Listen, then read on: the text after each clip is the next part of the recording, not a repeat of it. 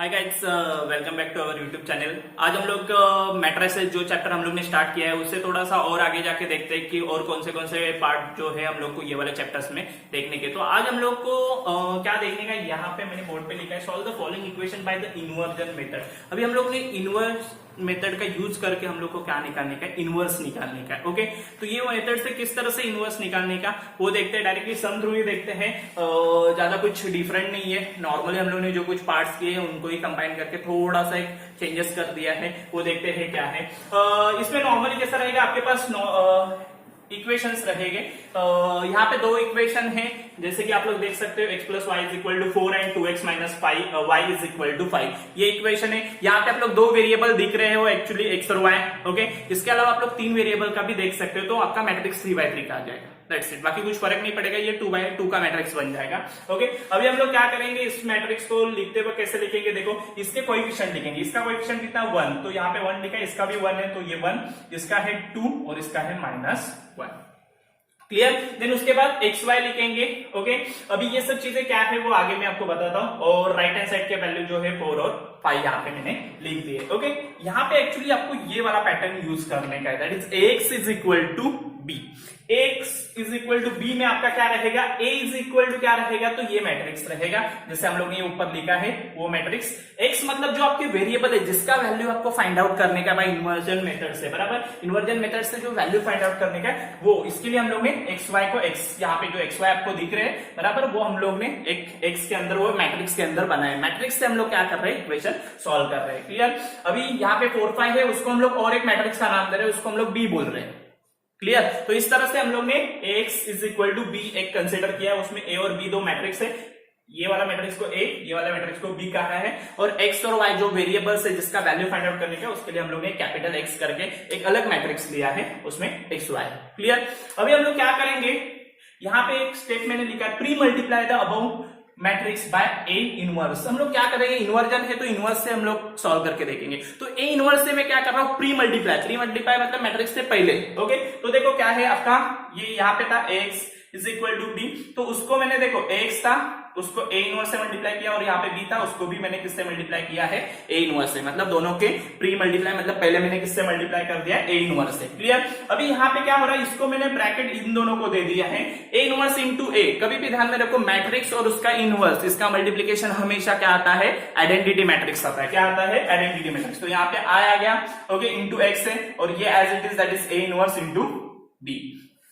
Clear यहाँ तक। अभी हम लोग को क्या करने का, a inverse into a identity matrix आया, और आपको पता है आइडेंटिटी मैट्रिक्स ने किसी भी मैट्रिक्स को मल्टीप्लाई किया तो वही मैट्रिक्स आता है, क्योंकि आइडेंटिटी मैट्रिक्स में डायगोनली 1 रहते, बाकी सब तो 0 रहते, बराबर।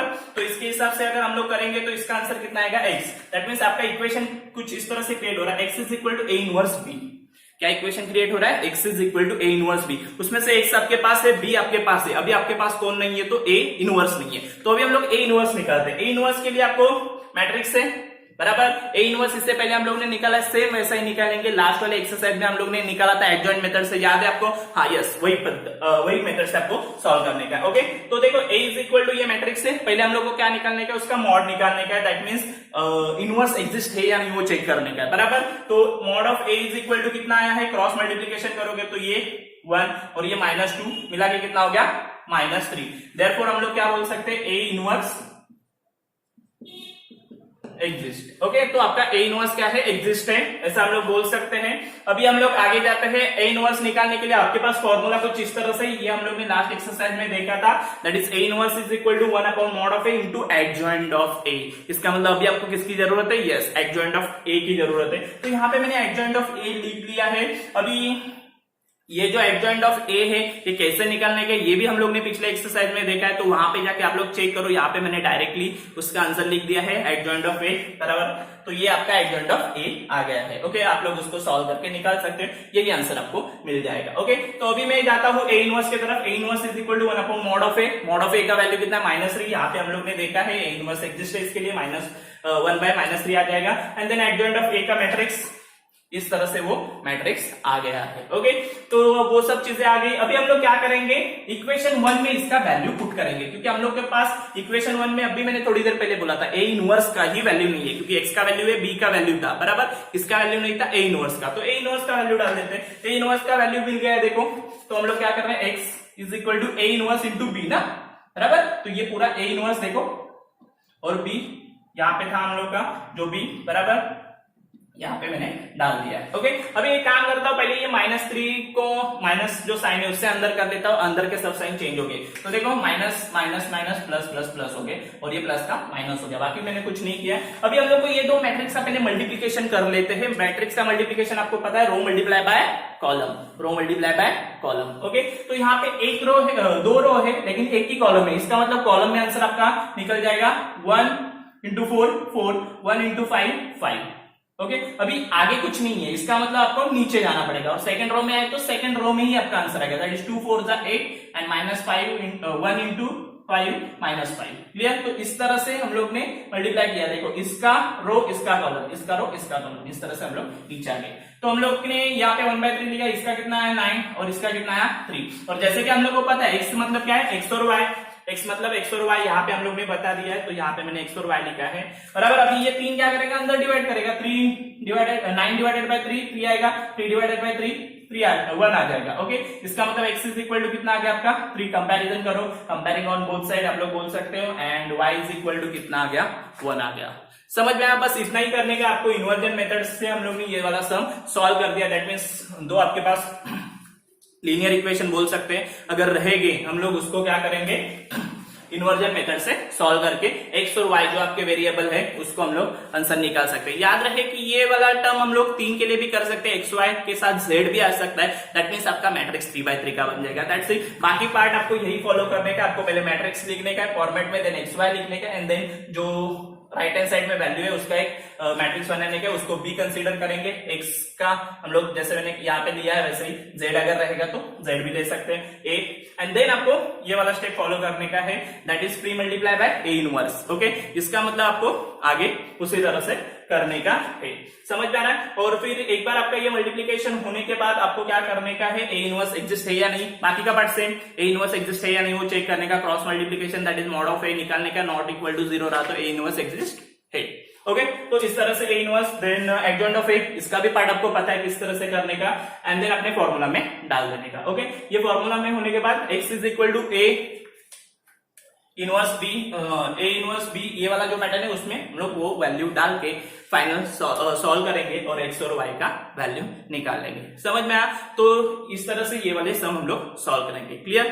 ओके, अभी हम लोग ने थोड़ी देर पहले इन्वर्जन मेथड से x और y का वैल्यू कैसे निकालने का ये देखा। अभी हम लोग दूसरा मेथड देखते हैं जिसमें भी हम लोग को सेम इक्वेशंस रहेगी, उसका हम लोग को वैल्यू निकालने का है। देखते हैं मेथड क्या है और क्या करने का आपको क्वेश्चन क्या रहेगा। Solve the following equation by reduction method. Okay, अभी आपको रिडक्शन मेथड से करने का, नेम सजेस्ट कर रहा है रिडक्शन मतलब कुछ कम कर दो, ओके, इक्वेशन को थोड़ा सिंपलीफाई कर दो एंड देन सॉल्व करके देखो क्या आता है। ओके, तो देखते हैं किस तरह से होगा।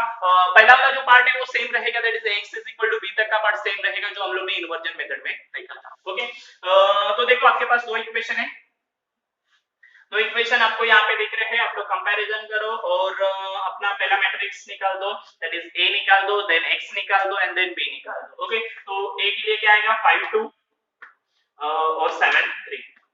क्लियर, और x y ये x का वैल्यू रहेगा एंड 4 5 ये आपका किसका रहेगा b का, that is x is equal to b। Clear, x is equal to b में a मिल गया, x मिल गया, b मिल गया। क्लियर, अभी हम लोग को क्या करने का है, ये जो मैट्रिक्स है बराबर, ये जो आपको मैट्रिक्स दिख रहा है उसको थोड़ा सा हम लोग सिंपलीफाई कर देंगे, रिडक्शन कर देंगे, रिड्यूस कर देंगे, कम कर देंगे। क्लियर, अभी ये कम कैसे करने का, तो आपको क्या करने का, किधर तो हम लोग एक काम करते हैं, थोड़ा सा एक जीरो वगैरह लेके आ जाते हैं और देखते हैं उसको कुछ सिंपलीफाई हो रहा है क्या नहीं। ओके, तो अभी ये 2/2 का मैट्रिक्स है, तो एक जगह पे हम लोग ने जीरो लाया तो भी ये सिंपलीफाई हो जाएगा। ओके, तो मैं एक काम करता हूँ, ये 7 को जीरो करता हूँ। अभी 7 को जीरो करना किस तरह से पॉसिबल है, अभी इसके ऊपर कौन है वो देखते हैं। ऊपर है आपके पास 5, नीचे 7, तो एक काम करता हूँ, ये जो 7 है इसको मैं 5 से मल्टीप्लाई करता हूँ। 7 5 का कितना होता है 35। ओके, और ये ऊपर कितना है 5, इसको मैं 7 से मल्टीप्लाई करता हूँ तो कितना हो जाएगा 35, दैट मींस 35 माइनस 35 0 हो जाएगा। ओके, तो हम लोग ने क्या ऑपरेशन करने के लिए गए, हम लोग 5r2 दैट मींस सेकंड वाला जो रो है उसको 5 से मल्टीप्लाई कर दो एंड 7r1 कर दो उसमें से माइनस। ओके, तो देखते हैं क्या हो जाएगा। तो इसका मतलब r1 को कुछ फर्क नहीं पड़ेगा, देखो r1 52, ओके, और ये 4, इधर भी वैसे ही करने का। ओके, वैसे भी ये xy तो सेम रहेगा। अभी यहाँ पे देखते हैं, इसको हम लोग को किससे मल्टीप्लाई करने का है 5 से, तो इसको 5 से करोगे तो 35 होगा, इसको 7 से कितना होगा 35, 35 माइनस 35 0, इसको 5 से करोगे तो 15, इसको 7 से करोगे तो 14, 15 माइनस 14 कितना आया 1। Clear, xy as it is यहाँ पे इसको किससे करने का आपको 5 से 25, इसको 7 से 28, 25 माइनस 28 कितना होता है -3। क्लियर, तो यहाँ तक समझ में आया। अभी हम लोग ने रिडक्शन कर दिया, सिंपलीफाई हो गया, एक जगह पे भी 0 आ गया तो भी इनफ है क्योंकि 2/2 का मैट्रिक्स है तो ज्यादा कुछ जरूरी नहीं है आपको। तो अभी हम लोग इसको एक काम करते हैं, फिर से इक्वेशन में कन्वर्ट करते हैं, रीराइट द इक्वेशंस। हम लोग फिर से रीराइट करते हैं, इक्वेशन क्या बन रहा है देखो। अब ये क्या बन जाएगा, इसको इस तरह से मल्टीप्लाई करके वो answer 5x + 2y = 4, 5x + 2y = 4 and then 0x मतलब 0, y = -3। ओके, तो इस तरह से ये आपके पास दो नए इक्वेशन बन गए। अभी y का वैल्यू कितना बन गया -3, y = कितना है -3। अभी हम लोग को y का वैल्यू तो डायरेक्टली मिल गया है, हम लोग एक काम करते हैं दूसरे इक्वेशन में पुट करके x का वैल्यू निकालते हैं, y = -3 put in equation 1। Clear, अभी इक्वेशन 1 देखो 5x है तो 5x लिखा है मैंने, प्लस है, प्लस लिखा है, 2 है, 2 लिखा है, इनटू y है, y की जगह पे कितना आएगा -3। क्लियर, y की जगह पे -3, 2 3 का -6, -6 उधर जाके +6, 4 + 6 10, 5x = 10, x = 2, 10 divided by 5 = 2। Clear, तो इस तरह से हम लोग ने x और y का वैल्यू निकाल दिया है, x = 2 आ गया है, y = -3 आ गया है। ओके, समझ में आ रहेगा रिडक्शन मेथड में क्या करने का है। सिंपल है, रिडक्शन मेथड कुछ ज्यादा कॉम्प्लिकेटेड नहीं है, आपको क्या करने का है थोड़ा सा रिड्यूस करने का है, कुछ तो ऑपरेशन कर दो बराबर, जो एलिमेंट्री ट्रांसफॉर्मेशन हम लोग ने सीखे उसका हेल्प ले लो, और किधर तो 0 लेके आओ क्योंकि ये 2/2 का है तो इसमें ज्यादा कुछ तो तकलीफ नहीं है। 3/3 का रहेगा तो 2-3 जगह पे आपको 0 चाहिए और फिर हम लोग सॉल्व कर सकते हैं। ओके, वो भी हम लोग देख लेंगे, लेकिन फिलहाल तो इसमें तो इतना ही है। क्लियर, समझ में आ रहेगा आपको सब। ओके, ये वाला एक्सरसाइज का लास्ट वाला क्वेश्चन देखते हैं। इसमें हम लोगों को कुछ वर्ड्स प्रॉब्लम करने के, यहाँ पे मैंने एक वर्ड प्रॉब्लम बोर्ड पे लिख दिया है, देखो इसको भी रिडक्शन मेथड से ही सॉल्व करने का है। देखते हैं पहले प्रॉब्लम क्या है। The cost of 4 pencil, 3 pens and 2 eraser. यहाँ पे 3 चीजों के बारे में बात किया जा रहा है, एक है पेंसिल, एक है पेन और तीसरा है इरेजर। ओके, तो हम लोग क्या पहले कंसीडर करते हैं, इन तीनों को एक्स वाई जेड कंसीडर करते हैं। तो यहाँ पे मैंने क्या लिखा है, x y z are the cost of pencil, pen and eraser respectively. Clear, अभी उनका कंडीशन क्या है, 4 पेंसिल, 3 पेन एंड 2 इरेजर, कितने के 60 के। दैट मींस आपका इक्वेशन कुछ इस तरह से देखे मिलेगा, 4x 4 pencil 4x, 3 pen 3y, 2 eraser 2z = 60। Clear, अभी second, the cost of 2 pencil 2x, 4 pen 4y, 6 eraser 6z is 90 = 90। clear, and third one, whereas 6 pencil मतलब 6x, 2 pen 2y and 3 eraser 3z = 70। Clear, तो इस तरह से आपके 3 equation मिल गए। Okay, अभी इसको हम लोग ax = b के फॉर्मेट में लिखेंगे, जो बाकी वाले रिडक्शन के टाइम पे हम लोग ने किया था। ये वाला जो फॉर्मेट दिख रहा है x = b, उसमें लिख देते हैं 432 432 246 246 623 623 और यहाँ पे xyz और यहाँ पे 60 90 एंड 70। क्लियर, यहाँ तक समझ में आ रहेगा सबको। ओके, अभी हम लोग को इसको क्या करने का है, रिडक्शन मेथड से थोड़ा कम करने का और सॉल्व करने का। मैंने पिछले वाले सम्स के टाइम पे आपको बताया था कि 2/2 रहेगा तो रिडक्शन करना इजी जाता है, लेकिन 3/3 के टाइम पे थोड़ा सा डिफिकल्ट जाता है। ओके, तो उस टाइम पे हम लोग देखते हैं कि क्या होगा। तो ये 3/3 का है, यहाँ पे मैंने ऑपरेशन लिख दिया है। देखो एक दो ऑपरेशन में एक साथ ही कर रहा हूँ क्योंकि उन दोनों का एक साथ करेंगे तो थोड़ा सा हम लोग का स्पेस बच जाएगा। R3 का R3 - R1 कर रहा हूं। तो देखो यहाँ पे आपके पास R3 है, ये देखो R3, उसमें से मैं क्या कर रहा हूँ R1 माइनस कर रहा हूँ। ये दैट मींस यहाँ पे देखो क्या होगा, 6 - 4 2 होगा, देखो देन 2 - 3 कितना होगा -1 एंड देन 3 - 2 1। क्लियर, दूसरा उसके साथ हो रहा है R1 में इफेक्ट जा रहा है, R1 - R2 R1 में इफेक्ट जा रहा है, इन दोनों का सब्ट्रैक्शन R1 - R2 4 - 2 2 सॉरी इधर 2 3 - 4 -1 एंड 2 - 6 -4 और मिडल वाले में कुछ फर्क नहीं है, R2 में कुछ इफेक्ट नहीं जा रहा है, वो एज इट इज।